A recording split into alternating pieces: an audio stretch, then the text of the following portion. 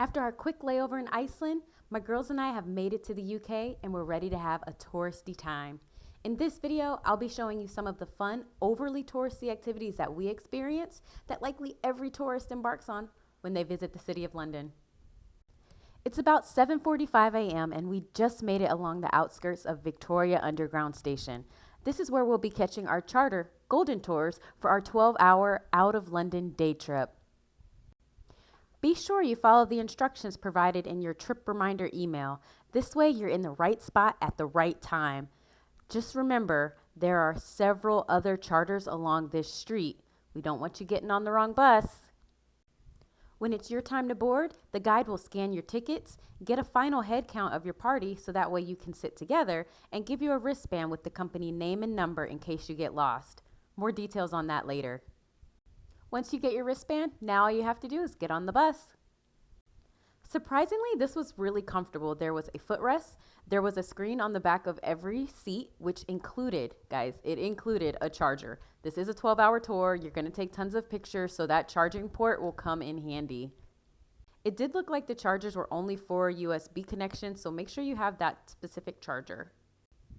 Once the charter's in motion, your guide will review a few housekeeping rules and disclaimers, which will include that there's a CCTV camera on board with continuous monitoring and that all passengers are required to wear their seatbelt.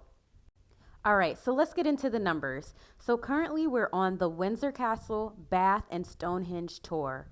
We decided that we were going to get admission to each of these attractions, so the total price was $205. Now, this can be a little bit cheaper if you decide that you don't want admission into certain attractions, but we wanted the full experience, so $205 is what we paid. About an hour and some change outside of the city limits of London, we finally made it to our first attraction. We're in the city of Bath. Now, if you were watching closely to the video, you might have noticed that our tour guide did have a yellow flag. If you haven't, let's go ahead and rewind it so you can see that yellow flag. That flag is your indicator of where your tour guide is. These are mostly self-guided tours where you have a meeting space, and that is where you'll meet up with your tour guide after your experience. Once you're in the queue line for the Roman baths, your tour guide will begin to hand out individual tickets per person in your party, only if you opted into getting the admission for that attraction. The Roman Bath Museum is a self-guided tour with the help of a teleprompt phone. We do believe that they clean and sanitize the phones after each use, but you can never be too careful. Now, you are able to take videos and photos at this attraction, but I don't recommend spending too much time doing that, as you need to get through the entire museum before it's time to meet back up with your tour guide and head back to the bus.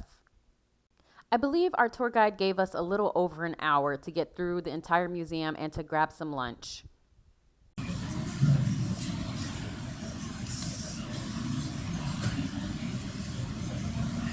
Underwhelming. With about 20 minutes left before boarding, we quickly exited the museum, went into the city center to find some lunch, and we found a Tesco. Now, because this was a Tesco Express and we only had 20 minutes, we were only really able to get kind of a quick, convenient lunch, so a sandwich and Coke it is. Once we were off, we were able to eat our lunches on the bus, so thankfully we can bring food on the bus, and we were off to our next destination, which is actually Stonehenge, and I believe it was an hour away. Once you arrive, it's similar to the process at the Roman baths. You do get individual wristbands if you did decide to pay for that particular attraction, which we did, and then, shocker, we had to get on another bus to get to Stonehenge itself. So please be prepared to either board the bus. You can walk, but they said it's about a 30-minute walk from where the bus is supposed to pick you up versus where it'll drop you off at the actual stones itself. And once the bus drops you off, I hope you wore some comfortable walking shoes, because once you're there, it is a ton of walking. Listen guys, I literally came, it's like $200 to get here. Rocks. In theory, I knew that. In theory, I knew that it was rocks, but it's for real. It's rocks. It's rocks. But at least they're happy. At least my friends are happy. You do get quite a bit of time to visit Stonehenge. There's also a museum and a gift shop that has food and other items for purchase. I will always say, be cognizant of your time because the bus will leave you, and that's what we did with the person that was sitting next to me. And before we knew it, we were back on the bus heading to our last stop of the day, to Windsor Castle. I believe it was a 2-hour drive to get over to Windsor Castle, but the time goes very quickly on the bus. So I do not have a lot of footage at Windsor Castle because they do not permit any type of footage to be taken inside any of the buildings. But I will say, out of the 3 attractions we had visited that day, Windsor Castle was my absolute favorite. It blew my expectations out of the water. I wasn't expecting any of what I saw because I didn't do my research ahead of time. And it is a must see when you are in London. And once you get closer to that 12-hour mark, you'll find yourself heading back to London and you would have had a fantastic day. Don't forget to tip your tour guide, and I hope that you experience Golden Tours just like I did. All right, another day, another adventure. Now, let's talk about this tour because did I even go on vacation if I didn't get on a boat? We are currently on the afternoon tea cruise on the River Thames with the very popular City Cruise Company. And I say very popular because I feel like every river cruise I've ever been on has been with City Cruises.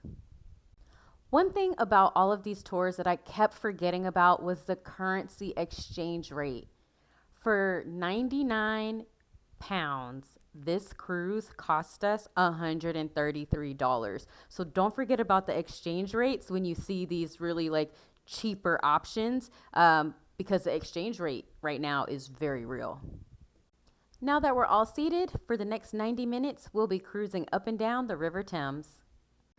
Let's talk attire. So I kind of got mixed vibes of what everyone was wearing when we were in the queue line to board, but they really have tablecloths on the tables, so I do recommend at least business casual attire.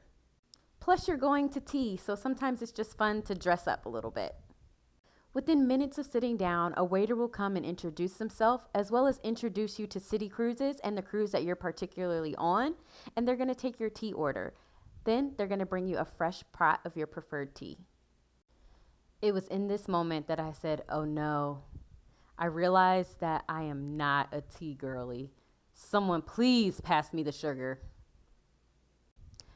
When you're in London, you clearly have to go for afternoon tea. So on our cruise, we were provided with the standard scones, clotted cream and jam, finger sandwiches, and bite-sized desserts.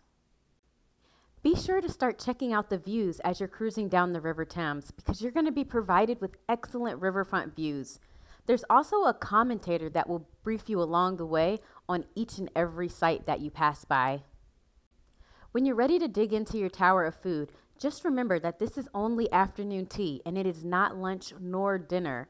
There's going to be enough food on each of the tower for everyone at your table to take only one of each item.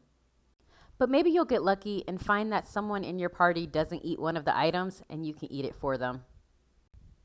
So now your belly is full. It is time to go to what I call the business district, or maybe it's downtown London. I'm not too sure. And we're heading to our next activity. Many of you have likely heard of Horizon 22, but have you actually gone? Be sure to get tickets in advance because they only have but so many entrance sessions per day. Our day was actually sold out when we arrived, but luckily we were able to be walk-ups. Upon entry, you will have to go through airport-like security. Outside of this attraction, this is an office building, but once you clear security, you're able to load the elevator and head 58 stories up above the City of London. We were hoping to visit on a more clear day, but it didn't work out that way. But once you're up here, you can really appreciate the views and see how massive this city really is. So we totally dig the view, but you know what we dig more? This activity is absolutely zero. It costs no dollars, euros, pounds. It's free, gratis. Oh my gosh, you get almost, I would say 300-degree views of the city, and it is spectacular. And if you feel like you haven't gotten enough steps in, you can walk across the Tower Bridge. And before I close out this video, I just want to add that I'm a big fan of the Sweeney Todd musical, so I couldn't leave London before visiting a meat pie shop that has been in operation for over 100 years. For about $8, my plate was loaded with a single meat pie, mashed potatoes, and a special green liqueur sauce. It was fantastic. It's a simple minced beef pie, and then the mashed potatoes and the secret blend sauce blended perfectly together. What a special way to end my time here in London.